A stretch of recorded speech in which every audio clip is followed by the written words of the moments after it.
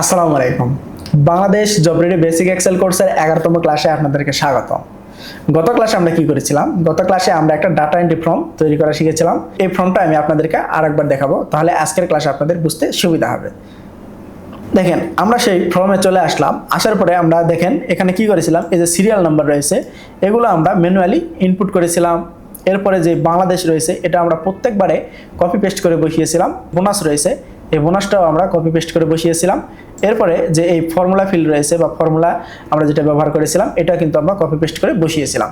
কিন্তু এগুলো আমরা কি করতে পারি, ফিল হ্যান্ডেলের মাধ্যমে আমরা ড্রাগ করে খুব সহজেই বসাতে পারি বা অটো করতে পারি। এই কাজটাই আমরা আজকে দেখব যে খুব সহজে আমরা কিভাবে এগুলো আমরা অটো করে ব্যবহার করতে পারি। তাহলে দেখেন, আজকের ক্লাসে আমরা কি শিখবো, সিরিয়াল নাম্বার যেটা রয়েছে সেটা আমরা অটো করা শিখবো, এরপরে ফিল হ্যান্ডেলের ব্যবহার শিখবো এবং অটো ফিল শিখবো। তাহলে আমরা প্রথমে যেটা দেখবো যে 1 2 লিখে ড্রাগ করে সিরিয়াল নাম্বার তৈরি। দেখেন 1 2 লিখে আমি যদি এখানে লিখি এসআই নং লেখার পরে আমি যদি এখানে সিরিয়াল নাম্বার দিই 1 2 3, আমরা কি করতাম আগে এইভাবে লিখতাম, কিন্তু আমরা না 1 2 লিখে কিভাবে আমরা সিরিয়াল নাম্বার অটো বসাতে পারি নিচের দিকে সেটা আমরা দেখব। এই 1 2 লিখে আমরা কি করব, দেখেন এই যে সেলটা কি করলাম, অ্যাক্টিভ করে নিলাম মাউসের বাম বাটন ক্লিক করে। এরপরে আমরা কি করব, কিবোর্ড থেকে শিফট চাপবো, চাপার পরে এই যে 2 রয়েছে এটাও আমরা অ্যাক্টিভ করে নেব বা দুইটা একসঙ্গে সিলেক্ট করে নিলাম। শিফট চেপে ধরে মাউস আমরা কোন সেল অ্যাক্টিভ করে নেব বা সিলেক্ট করব সেটা আমি মাউসের বাম বাটনে চেপে ক্লিক করে নিলাম। নেওয়ার পরে সিলেক্ট করে নিলাম। নেওয়ার পরে দেখেন আমি কি করলাম, কিবোর্ডের সব বাটন ছেড়ে দিলাম বা শিফট ছেড়ে দিলাম। এরপরে দেখেন এই যে পুরোটা সেল কি হয়ে গেছে, দুইটা অ্যাক্টিভ হয়ে গেছে। এই সময় যদি আমি মাউসের বাম বাটন মাউসের কার্সর কি করি, এই সেলের নিচের দিকে ডান দিকে নিয়ে আসি, তখন কি হচ্ছে প্লাস চিহ্নের মতো হয়ে যাচ্ছে। এই সময় আমি কি করব, মাউসের বাম বাটন চেপে নিচের দিকে ড্র্যাগ করব। তাহলে দেখেন আমার সিরিয়াল নাম্বার অটো কি হয়ে যাচ্ছে, বসে যাচ্ছে। এইভাবে আপনারা খুব সহজেই 1 2 লিখে ড্র্যাগ করে সিরিয়াল নাম্বার বসাতে পারেন। এরপরে দেখেন, এরপরে আমরা যেটা দেখব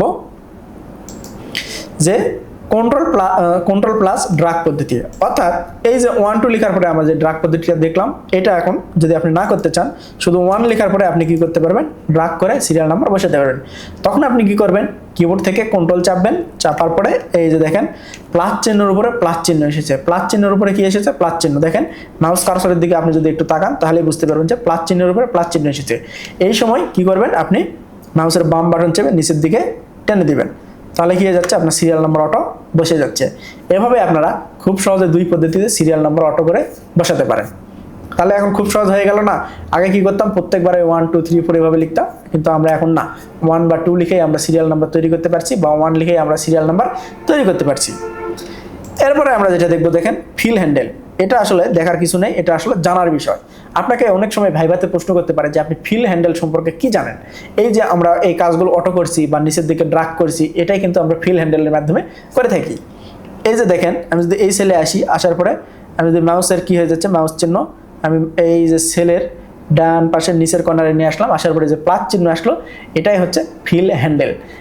আপনি যদি এটা বলতে পারেন বা বুঝাতে পারেন বা দেখাতে পারেন, তাহলে কিন্তু আপনার চাকরি কনফার্ম হয়ে যাবে। কারণ অনেকে এটার কাজ জানে কিন্তু এটা কি জিনিস সেটা জানে না, এই জন্য আপনি কিন্তু অনেক ধাপ এগিয়ে থাকবেন।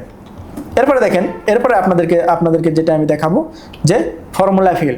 এই যে ফর্মুলা ফিল যেটা আমরা এখানে কি করেছিলাম, ফর্মুলা অ্যাপ্লাই করেছিলাম, করার পরে আমরা প্রত্যেকবারে কি করেছিলাম, কপি পেস্ট করে বসিয়েছিলাম।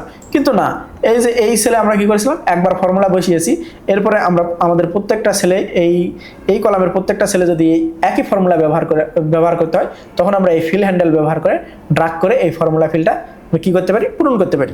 তাহলে দেখেন আমি আবার এখান থেকে কি করতে পারি, এই যে কোনো কিছু রাখার প্রয়োজন নেই, আমরা যেহেতু এটাই নিচের দিকে ফর্মুলাটা বসে যাবে, তখন আমরা কি করব, এই সেলটা অ্যাক্টিভ করে নেব।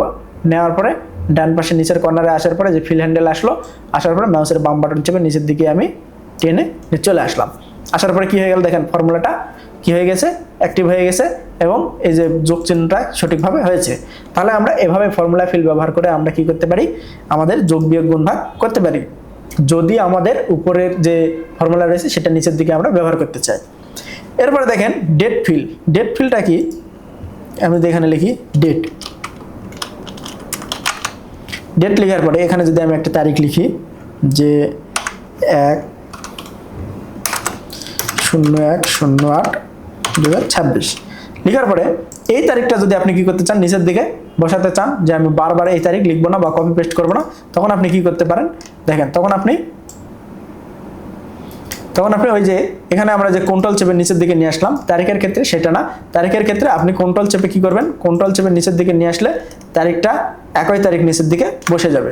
আপনি চাচ্ছেন যে না আমি হলো একের পরে 2 এভাবে লিখবো, তখন আপনি কি করবেন, তখন আপনি এই যে কোনো কিছুর প্রয়োজন নেই, আপনি শুধু নিচের দিকে টেনে দিবেন, তাহলে কি হয়ে যাবে ফিল হ্যান্ডেলের মাধ্যমে একের পরে 2, 2 এর পরে 3 এভাবে তারিখ বসে যাবে। তাহলে আমরা খুব সহজে বুঝে নিলাম যে আমরা এই যে ডেট ফিল কিভাবে ব্যবহার করব। এরপরে দেখেন মান্থ ফিলটা ঠিক একই রকম দেখেন। তাহলে মান্থ ফিলে যদি আমি এবার লিখি যে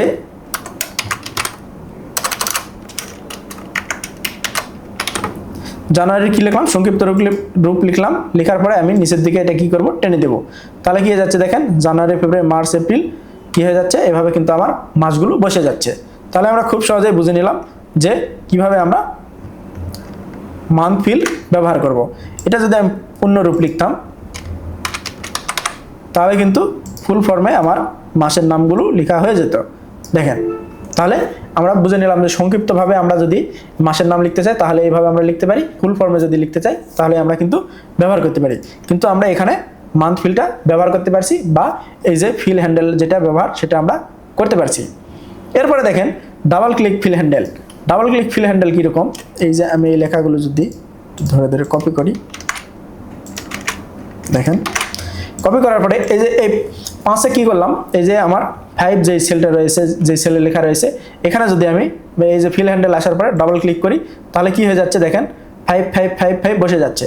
অর্থাৎ এই ডাবল ক্লিক ফিল হ্যান্ডেল এইরকম, আপনার যে এই নামের লিস্ট রয়েছে, এই নামের লিস্টে যদি আপনি সিরিয়াল নাম্বার দিতে চান তখন কি হয়ে যাবে, সে ডানে বামে যে তথ্যগুলো রয়েছে সে তথ্য অনুযায়ী তার সিরিয়াল নাম্বার যতদূর পর্যন্ত দেওয়া দরকার সে ততদূর পর্যন্ত সিরিয়াল নাম্বার দিবে।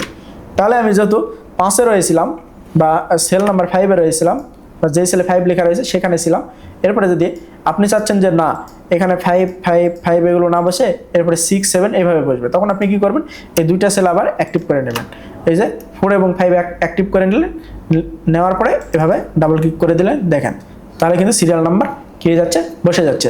এভাবে আপনারা এই যে ডাবল ক্লিক ফিল হ্যান্ডেল ব্যবহার করতে পারেন এবং লার্জ লিস্টে সিরিয়াল নাম্বার এভাবে কি করতে পারেন, দ্রুত বসাতে পারেন। তাহলে আপনাদের কাজ হয়ে যাবে আরও অনেক ইজি বা আরও অনেক সহজ। আপনারা তাহলে বড় বড় লিস্টে আপনাকে যদি দেওয়া হয় যে 100 জনের নামের লিস্ট রয়েছে, সেখানে 1, 2, 3, 4 এভাবে কি করতে হবে না, সিরিয়াল নাম্বার বসাতে হবে না। আপনারা এইভাবে লার্জ লিস্টেও এভাবে ডাবল ক্লিক ফিল হ্যান্ডেলের মাধ্যমে কি করতে পারবেন, সিরিয়াল নাম্বার দিতে পারবেন। তো আজকের ক্লাস ছিল এই পর্যন্তই, দেখা হচ্ছে পরবর্তী ক্লাসে।